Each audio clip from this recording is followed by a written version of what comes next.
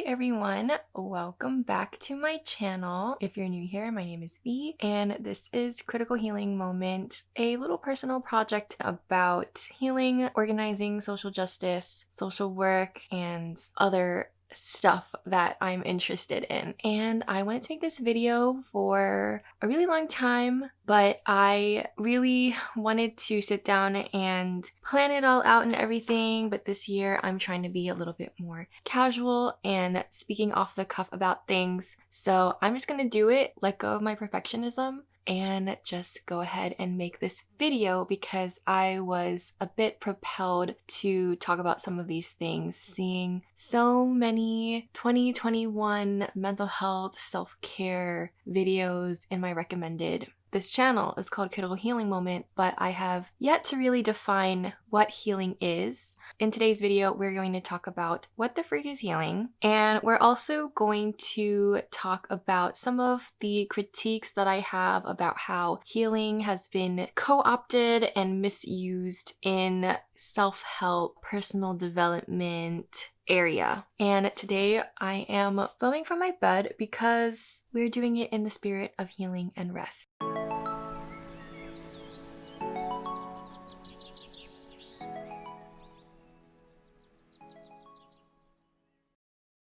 So to start, I just want to share a little bit about my own identification with the term healing and healer. For a really long time, I just hated the term. I was like, healing, healer. It sounds so glamorized and romanticized and unattainable. And I was like, I'm never gonna heal. I'm just gonna be sad forever. Life sucks. One day that just clicked to me that I wasn't at that place anymore. And I understood that I had made progress and I had been doing this healing work, and I began to identify with it a lot more, to the point where this past summer I really started to take on the identity and the role of being a healer, especially in liberatory, social justice, leftist movements. I am claiming that space for myself and understanding the type of energy that I bring into the movement. I would say that moment came to me 2 summers ago, summer of 2019, where I started to realize I am in a much better place in my life than I was for the past decade, probably. And even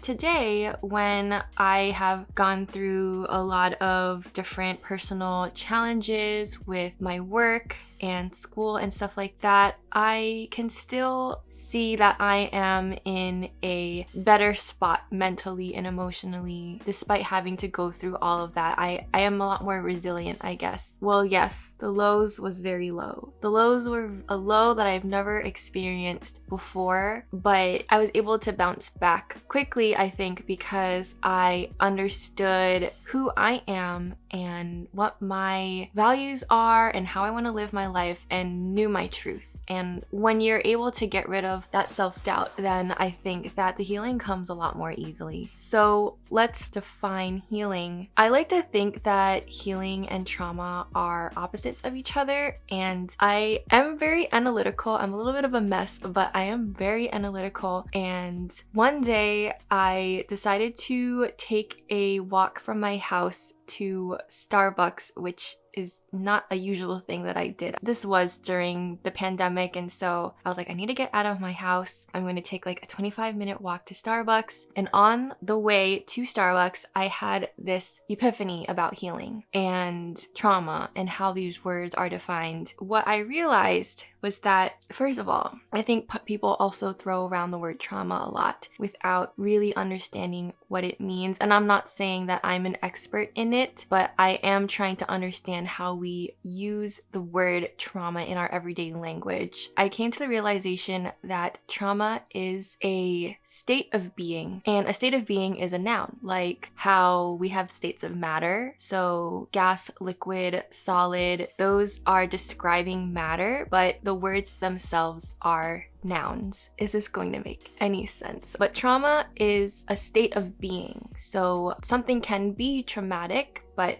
because everyone experiences things differently, trauma is the state of being that you are in when you are experiencing a traumatic event. And that's how we use the word trauma. So what is healing then? That means healing is also a noun. It is a gerund, meaning it's a word that is traditionally used as a verb ending in ing. I am speaking like in English, so this very limited cultural context here. But healing is also a noun. That noun is also describing a state of being. So that led me to the conclusion that healing is really, it's an intention. It's not an end goal. Healing is not being complete. Healing is not the final destination, but healing is, it's more than the journey too, but it is the intention. It is the mindset that you take on when you're pursuing a journey. As I am editing this, I thought of another analogy that we could use to describe healing. And if we think of the journey as an equation that is represented by a graph, it goes up and down and there's waves like sine curves or parabolas, and excuse my math-oriented brain that has not taken calculus in 8 years, but if we think of the journey as this line, we can think of healing as a specific point in that line, and maybe we are measuring that point by the slope. That's what calculus is, right? So at any moment on this journey, healing is present. And now that I think about it more, it is representing this idea of mindfulness and this idea of being present in the moment. Healing is the state of being. And if healing is the intention, what are we intending to do? I think that what I'm a little bit annoyed about is that a lot of the times people have the intention behind their healing is to do more things, to be more productive, to achieve some milestone in their life, to make career moves, to do all these things. And whether you're shedding, your self-doubt, whether you are building your confidence, whether you are taking more risks, you can do all of these things, but have very different intentions behind them, because you can do these things in order to make more money. But that's not healing, or I would say, I don't believe that's healing. I believe that when your intention behind doing these things is about connecting to your most authentic self and being able to have authentic, genuine relationships with other people, that is truly what healing is, and that's what it means for you to have healing as an intention. So when we're able to connect with our fullest, most authentic selves, we can be free from any fear, guilt, or shame. And this is something that I've realized when I really got to know who I am as a person, and the reason why I can kind of put myself out there on the internet wearing my lazy clothes is that I do not have any guilt or shame over this, and I'm not trying to curate any type of experience for me. And I've seen other videos on YouTube which annoy me so much about people in this sort of lifestyle space that talk about creating your ideal life and all of this stuff, and that is just trying to really control every aspect of your life. It is impossible to control your life to that extent, and that can lead to toxic control, perfectionism tendencies. But I sort of realized I don't have any more of this guilt and shame around things, and I had previously made a video talking about like how do we address anti-blackness as Asian Americans, and I talked a lot about this guilt and shame because all of those things come from having certain expectations for yourself, whether they are externally placed on you or whether you have them internally, these messages you've internalized. All those things need healing, and when you're able to really process and understand where you lie in all of that stuff, that is when you're doing the healing work, because you're connecting to who you are outside of all these expectations and understanding where you stand on these things. And with that, you're able to move forward with your actions with very genuine motives and emotions emotions and feelings around them instead of feeling bad for not feeling a certain way or overreacting. And when we have a little bit more equilibrium, you're able to see things a lot more clearly when you get rid of all of these other judgments that are sort of clouding your thoughts. Which makes me think of another video I'm planning on making about the Asian American identity development model and how that relates to healing and mental health. So I'm going to try to pump out these videos for you all, not because I want to be productive, but because I have a lot of thoughts that I want to share, and I will never be able to say everything that I want to say. Okay, back on topic though. Healing is not just about doing that inner work. That is part of it, but healing is also about transforming our external conditions so that we can be our authentic selves. I think in my own journey, this is kind of where I've found myself doing a lot more of the work and putting in a lot more of the energy. There are definitely certain environments where even if you are so in tune with your most authentic self, there are some environments that are unwelcoming of that. We have to understand how those environments work so that we can transform them so that they can be welcoming to everyone. Or, maybe it's not even transforming, but it's completely getting rid of those systems because the ways that they were constructed and created are just meant to not allow for people to be their authentic selves. I really found my role in transforming the systems that create how we relate to each other. And I think I'm slowly trying to understand more and more about what specifically I can do there, but that is really where my heart sort of lies in the type of work that I want to do. And I do want to talk a little bit about ancestry because it has been so vital to my own healing journey and process. A lot of my healing work and the work that I've done to really understand who I am has been connected to processing intergenerational trauma. This is once again another video I want to make all about intergenerational trauma and my experience with it. But I think that understanding our relationships to our ancestors, whether it's complicated or comforting, is so important to understanding who we are as authentic, whole human beings. As someone who identifies as Vietnamese,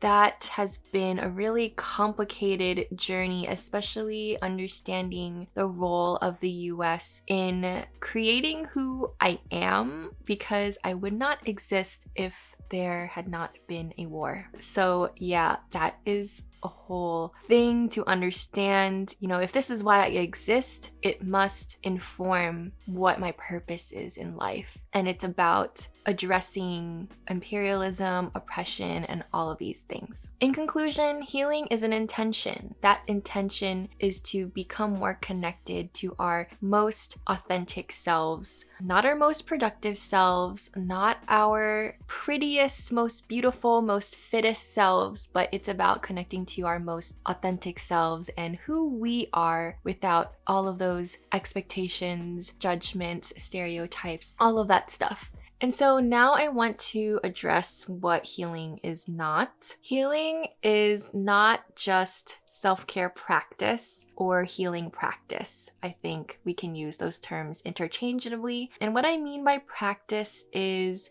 they are the actual things that you do in pursuit of healing, whether that is meditation, journaling, specific spiritual practices like praying or talking to your ancestors, or going to religious services and things like that. It's also not going to therapy. Going to therapy is also a healing practice or a self-care practice, but therapy itself is not the healing, because you can go in there and you can sit in a room and you can talk to your therapist, or the therapist may talk to you or at you, which is not my preferred modality or style of therapy. But that is not healing, because I think there's literature to prove this, but therapy doesn't work unless the person wants to get better. That is why the intention behind the healing is so important. You cannot force someone to become healed. And that's why I'm really opposed to involuntary clients in social work, because, if someone goes in there and they're like, there's nothing wrong with me, and you have a social worker or a therapist trying to like fix someone or heal someone, it's totally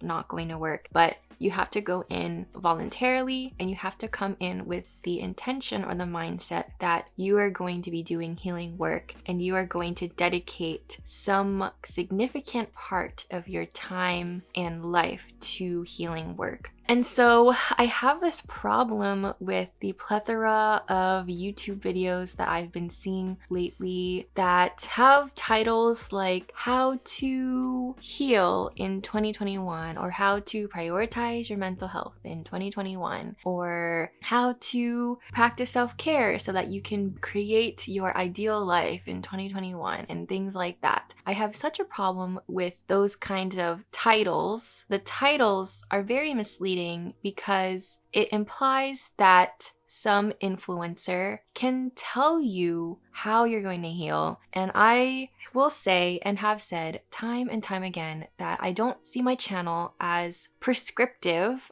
I'm never going to give someone directly advice, but speak from my own experiences. And I'm not going to say, if you do this, this will definitely work for you, because every person is different. Every person's experience of trauma is different, even if there are people who experience the same event. Their experience, their trauma and harm is going to be different, and how they're going to heal from that is going to be different. A lot of these videos to me imply that healing is for the sake of productivity, career advancement, or making more money, or starting a side hustle, and things like that. And that is just no, we're not doing that. In a lot of these videos, sometimes people promote things like trying to schedule their healing, trying to optimize it, trying to streamline their healing, like easy healing hacks, things like that. The truth is, healing is a long, possibly lifelong,